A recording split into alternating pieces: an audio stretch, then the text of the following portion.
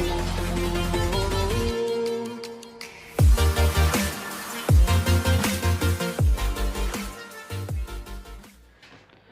friends, this is Unique Study Channel and today we start the second chapter of biology class control and coordination। तो चलो chapter start करते हैं।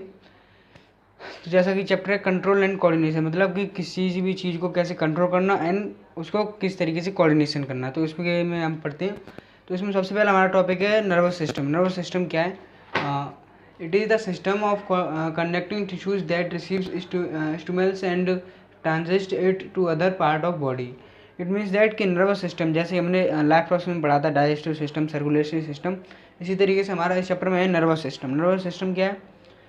It is system connecting tissues, ये tissues को connecting करता है और जो भी हमें टिश्यूज दैट रिसीव स्टिमुलस, जो भी हमें स्टिमुलस मिलते हैं, यानी कि जो भी हमें इंडिकेशन मिलता है, जो भी हमें साइन मिलता है, या फिर जो भी हमें अगर हम हिंदी बोलें तो जो भी हमें संकेत मिलता है, वो क्या करता है? उसको ट्रांजिस्ट करता है, यानी ट्रांसफॉर्म करता है it to other part of body. जैसे अगर हम सो रहे हैं और अगर हमें कोई सुई चुभाए, हमारे पैर में चुभाए, तो हमें तुरंत पता चलता है। तो ये कैसे पता चला? कि जो हमारी बॉडी की जो टिश्यू है, उन्होंने क्या किया, जो मैसेज है वो हमारे ब्रेन तक पहुँचाया। तो बस यही है नर्वस सिस्टम। तो इसके बाद इसका जो नेक्स्ट टॉपिक है वो है रिसेप्टर। रिसेप्टर क्या है? रिसेप्टर का मतलब है चलो देखते हैं। It is a group of cell specialise to detect particular stimulize and indicate transmission of impulse.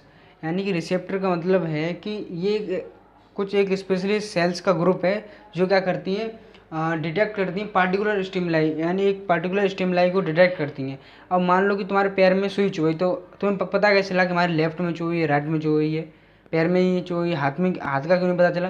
तो ये क्या है? ये रिसेप्टर है। इसमें क्या है? ये ग्रुप ऑफ सेल स्पेशलाइज, ये एक स्पेशल सेल का ग्रुप है जो ये काम करता है। ठीक है। इसका हमारा आता है यूनिट ऑफ नर्वस सिस्टम। यानी नर्वस सिस्टम की यूनिट क्या है? तो the unit which make up the nervous system are called nerve cells. यानी कि जो ऐसी यूनिट जो नर्वस सिस्टम को मेडअप करती है, उसको हम बोलते हैं नर्व सेल्स बोलते हैं, या फिर न्यूरॉन। जैसे कि आपको यहाँ पे एक फ़ोटो दिख रहा है न्यूरॉन का साइड में, जैसे उसी को आप देख सकते हैं, ये हमारी एक न्यूरॉन का फ़ोटो है। हाँ, तो इसके बाद आता है साइनेप्स। साइनेप्स क्या है? कि जैसे कि आपको फोटो में दिखा है एक नर्व सेल, उसी को अगर दो नर्व सेल हैं और जोड़ रही हैं, तो it is the junction of two adjacent neurons. यानी जो न्यूरॉन्स जो जुड़ते हैं, तो उनका जो जंक्शन होता है उसी को हम बोलते हैं साइनेप्स। इसके बाद हम पढ़ते हैं हाँ नर्व इम्पल्स। नर्व इम्पल्स क्या है? It is the information in the form of chemical and electrical signals passing through neurons. यानी कि जैसे कि जो नर्व इम्पल्स है वो क्या है? एक सिंबल है, केमिकल सिंबल है। जैसे ये कभी, जैसे मैंने अभी एग्जाम्पल लिया कि आपके सुई चुभी, तो ये क्या है? जब सुई चुभी तो ये जो मैसेज था, ये क्या हुआ? It is in form of chemical and electrical signal. ये एक इलेक्ट्रिकल और केमिकल सिग्नल है, बहुत ही स्पीड से जा करके, और आपकी जो न्यूरॉन है, जो न्यूरॉन्स है वो एक से सभी न्यूरॉन से, जैसे सेल कनेक्टेड उसी तरीके से न्यूरॉन्स भी कनेक्टेड होते हैं एक दूसरे से। तो ये क्या करते हैं, जो केमिकल और इलेक्ट्रिकल सिग्नल है उसको एक दूसरे से ट्रांसफ़र करते जाते हैं, और ये वर्क बहुत ही स्पीडली होता है। तभी तो हमें पता चलता है, जैसे कि स्विच हो तुरंत हमें पता चलता है कि अब हमें यहाँ से हटना है या फिर हमारा हाथ हटाना। ठीक है। अब हम पढ़ते हैं न्यूरोमस्कुलर जंक्शन। न्यूरोमस्कुलर जंक्शन क्या है? It is the point where the muscles fibre comes in contact with motor nerve cells carrying nerve impulse from central nervous system. यानी कि ये भी एक ऐसा जंक्शन यानी जॉइंटिंग पॉइंट है, किसका? मसल्स फाइबर का, and with motor nerve sales. जो नर्व सेल्स होते हैं उनके भी टाइप्स होते हैं, जैसे हम आगे पढ़ेंगे। तो उसमें से एक मोटर नर्व सेल है, उसका और मसल्स फाइबर का जो कनेक्शन होता है, वो क्या करती है? Carrying nerve impulse from central nervous system. यानी सेंट्रल नर्वस सिस्टम आ रहे हैं, ब्रेन से जो भी सिग्नल को ले जाती है, वो उसे हम क्या बोलते हैं? न्यूरोमस्कुलर जंक्शन बोलते हैं। तो जैसा कि अभी हमने बात किया था रिसेप्टर की, तो रिसेप्टर हमारे यहाँ पे 5 टाइप्स के होते हैं। ठीक है। जैसे सेंस ऑफ ऑर्गन हम बोलते हैं 5 होते हैं, उसी तरीके से। तो सबसे पहला आया है रिसेप्टर में फोटो रिसेप्टर। फोटो रिसेप्टर मतलब फोटो आ रहा है, तो हम बोलेंगे फॉर लाइट। लाइट को देखने के लिए क्या है? हमारी आइज़। तो अगर कोई पूछता फोटो रिसेप्टर क्या है, तो हम बोलेंगे आइज़। इसी तरीके से फोनो रिसेप्टर, फोनो मतलब कि फॉर साउंड, साउंड की वजह से, तो साउंड क्या है? मतलब ईयर। तो फोनो रिसेप्टर क्या है? ईयर। इसी तरीके से नेक्स्ट है गैस्ट्री रिसेप्टर। गैस्ट्री रिसेप्टर मतलब फॉर टेस्ट, टेस्ट के लिए टंग। ऑल्फैक्टरी रिसेप्टर, ऑल्फैक्टरी रिसेप्टर क्या है? फॉर स्मेल, तो इसमें क्या है? हमारी नोज़। एंड लास्ट है थिग्मो रिसेप्टर। थिग्मो रिसेप्टर के लिए फॉर टच, टच करते हैं तो क्या है? यस फ्रेंड्स, अब हम पढ़ते हैं voluntary action, involuntary action and etcetera. तो सबसे पहले पढ़ेंगे वॉलेंट्री एक्शन क्या होती है। These are the action which need thinking and perform. मतलब कि वॉलेंट्री एक्शन एक ऐसी एक्शंस होती हैं जिनको हम अपने आप से खुद को कंट्रोल कर सकते हैं उन एक्शन को करने के लिए, और खुद उनके बारे में थिंकिंग कर सकते हैं। जैसे कि टू स्पीकिंग विद फ्रेंड, आप अपने फ्रेंड से बोलते हो, ज़रूरी नहीं है आप बोलो, अगर आपकी थिंकिंग के ऊपर आप नहीं बोलो तो ये क्या, ये जो एक्शन है, जैसे आप कोई कुछ चीज़ लिख रहे हो, ज़रूरी नहीं आप लिखो मत लिखो, तो जो एक्शन जो आप खुद को रोक सकते हो या करने के लिए कर सकते हो, उन पर कोई भी रेस्ट्रिक्शन नहीं है, तो वो है वॉलेंट्री एक्शंस। और हम बात करें इनवॉलेंट्री एक्शंस, तो इनवॉलेंट्री एक्शंस क्या है?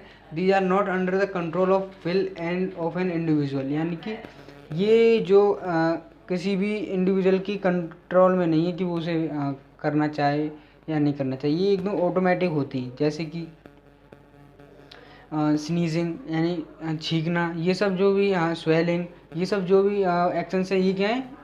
हम इनको रोक नहीं सकते, ये अपने आप होती हैं। ठीक है। अगर हम बात करें रिफ्लेक्स एक्शन, तो रिफ्लेक्स एक्शन क्या है? An unconscious automatic and involuntary response to the effect. जो हमने इन्वॉलेंट्री जो एक्शंस थी उनको रेस्पॉन्स देता है। उनका रेस्पॉन्स कैसे? जैसे कि ग्लैंड्स हैं जो हार्मोन को रिलीज़ करती हैं, तो इनका कोई रेस्पॉन्स नहीं है, तो ये होता है रिफ्लेक्स एक्शन। जो भी ग्लैंड्स है जो हार्मोन रिलीज़ करती है, मसल्स हैं जो अपने आप मूवमेंट कर रही हैं, तो वो क्या है? ये किसी को इसका कोई रेस्पॉन्स नहीं है। ठीक है। हम बात करते हैं रिफ्लेक्स आर्क का। रिफ्लेक्स आर्क क्या है? It is a pathway taken the nerve impulse and response in a reflection action. यानी अगर हम रिफ्लेक्स एक्शन में उसका रेस्पॉन्स देते हैं तो भी जो पाथवे होता है, पूरा जो प्रोसेस होती है, उसे हम बोलते हैं रिफ्लेक्स आर्क। जैसे कि अगर हमारा हाथ किसी भी हॉट ऑब्जेक्ट से टच होता है तो क्या होता है? हम उसे तुरंत हटा दें, तो ये जो पूरा प्रोसेस है कि नर्व सेल्स का वहाँ जो सेल्स वहाँ पर टच हुई हॉट ऑब्जेक्ट से, उसका आगे की जो सेल है उस पर उससे कनेक्टेड हो गए, जो इलेक्ट्रिकल इम्पल्स है उनको आगे तक पहुँचाना, नर्व इम्पल्स स्पाइनल कॉर्ड तक पहुँचे और वो ब्रेन को ऑर्डर दे, फिर ब्रेन उसको ऑर्डर दे कि वहाँ से हटाना, तो ये सब बहुत फास्ट होता है। तो ये जो पूरा प्रोसेस था ये होता है रिफ्लेक्स आर्क। ठीक है। अब हम पढ़ते हैं सेंट्रल नर्वस सिस्टम यानी CNS। The CNS consist of brain and spinal cord. ये जो है CNS होता है यानी सेंट्रल नर्वस सिस्टम। इसमें क्या है? ब्रेन और स्पाइनल कॉर्ड मेन होते हैं, और ये इसमें यही चीज़ें होती है, दो चीज़। तो सबसे पहले हम पढ़ेंगे ब्रेन। तो it is the highest coordinating centre of body. It has 3 parts. यानी इसमें बहुत ज़्यादा हाई कोऑर्डिनेटिंग करने की कैपेसिटी होती है, और इसके 3 पार्ट्स होते हैं। Number 1 forebrain. फोरब्रेन क्या है?